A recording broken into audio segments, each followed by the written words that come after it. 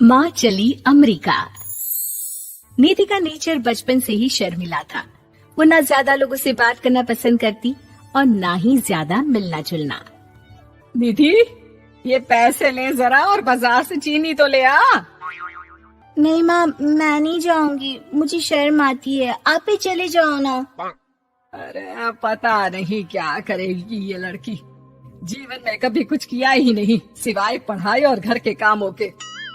इसकी शादी भी आसपास ही कहीं करवा दो, दूर जाकर इसका गुजारा कैसे होगा। निधि सुनती सबकी, समझती भी, लेकिन चुप करके रह जाती।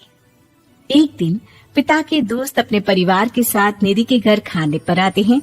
उनकी बेटी बहुत ही स्मार्ट होती है। निधि बेटा, वीणा के साथ बात करो, देखो अंकल की बेटी भी आई है उनके साथ। निधि वीणा के साथ वहीं बैठ जाती है। चलो ना अंदर चलते हैं, यहाँ कहाँ बड़े लोगों के बीच बैठे। निधि माँ की तरफ देखती है और अंदर चली जाती है। वैसे मैंने ना अपना चैनल खोला है, तुम सब्सक्राइब करना उसमें। मैं ना ब्यूटी और फैशन की बात करती हूँ, ये देखो। ओह, इतने सारे लोगों के सामने तुम कैसे इतना बोल लेती हो? मुझे तो बहुत शर्म आती है। अरे शर्म कैसी। खैर, सीधी सादी सी निधि, उसकी शादी हो जाती है राकेश से।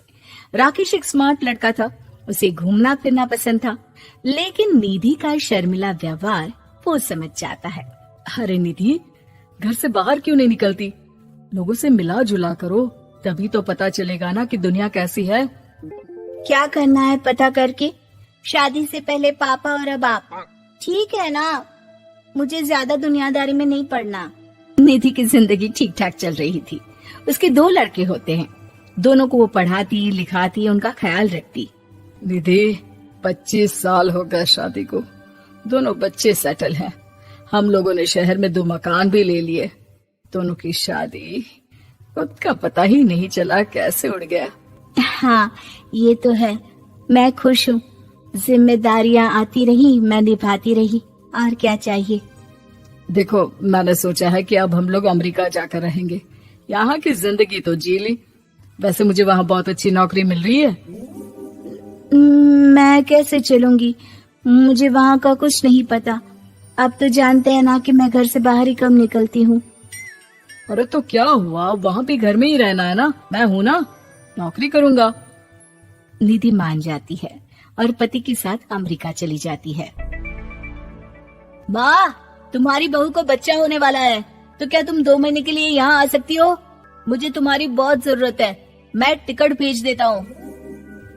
हाँ हाँ, ये तो बहुत खुशी की बात है। मेरा भी मन सबसे मिलने का कर रहा था, पर क्या माँ पर? अब मैं आऊंगी कैसे? पापा से बात करती हूँ। देखो माँ, प्लीज बहाना मत बनाना, तुम जानती हो ना इस वक्त में मैं किसी पर भरोसा नहीं कर सकता हूँ। निधि पति को सारी बात बताती है। क्या आप भी चलेंगे? निधि, आने जाने में बड़ा खर्च हो जाएगा, ऊपर से मुझे यहाँ छुट्टी नहीं मिलेगी। बहू पर वक्त ऐसा है कि तुमको तो जाना ही पड़ेगा। मैं अकेले दुकान तक तो नहीं जा पाती, इतनी दूर भारत कैसे जाऊंगी, मुझसे नहीं होगा। लेकिन सबके कहने पर निधि को जाना ही पड़ता है। एयरपोर्ट में घबराई निधि एक मुसाफिर से कहती है, मैं ना भारत जा रही हूँ, दिल्ली जाने वाली फ्लाइट। सब मिलकर निधि की मदद करते हैं और फाइनली निधि भारत पहुंच जाती है, जहाँ बेटा उन्हें घर ले आता है। वाह माँ जी, यहाँ तो मैं भोपाल तक नहीं जा पाती, आप अमेरिका से आ गई। भाई चालाकी तो औरतों में होनी ही चाहिए, यहाँ हम बुद्धू के बुद्धू रह गए। निधि इतनी दूर और लंबा सफर करके थक जाती है, वो चुपचाप बैठ जाती है। बैठना नहीं है माँ जी, बच्चा पकड़ना है, ये लीजिए। और हाँ, घर का काम तो मैं करूँगी नहीं, जानती है ना शरीर कच्चा सा है, तो मुन्ने को सुलाकर कुछ बना लीजिएगा। निधि को बहू का व्यवहार बहुत बुरा लगता है। जैसी भी थी, पिता और पति की हमेशा लाडली रही थी निधि। निधि बेटे की तरफ देखती है।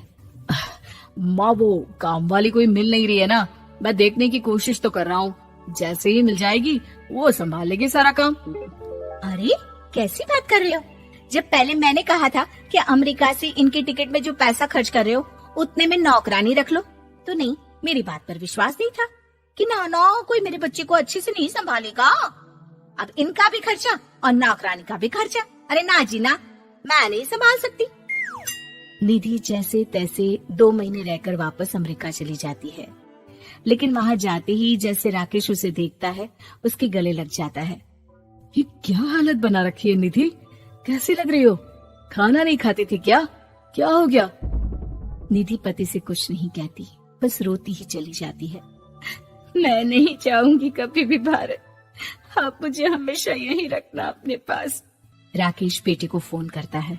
तुम्हारी माँ की जो दुर्दशा करके तुमने भेजा है ना, मुझे पता होता तो मैं अपनी बीवी को कभी तुम्हारे पास नहीं भेजता। पापा, आप तो रीना का नेचर जानते हैं ना, वो माँ पर हावी रहती थी।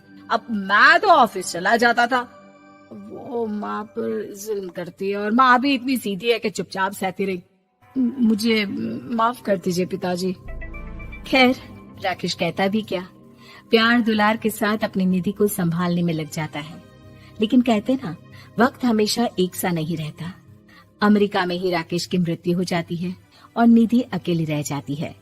बड़ा बेटा कहता है, माँ भारत चलो ना, हम लोग साथ रहेंगे। निधि को जैसे ही वो सब सीन्स याद आते हैं वो परेशान हो जाती है। समझ में नहीं आता कि पति के बिना अब जीवन कैसे चलाएगी। मैंने सारा जीवन घर का काम किया, घर देखा और जिंदगी चलाई, लेकिन जिस घर में रही सबने प्यार दिया, मैं वहां नहीं जाना चाहती।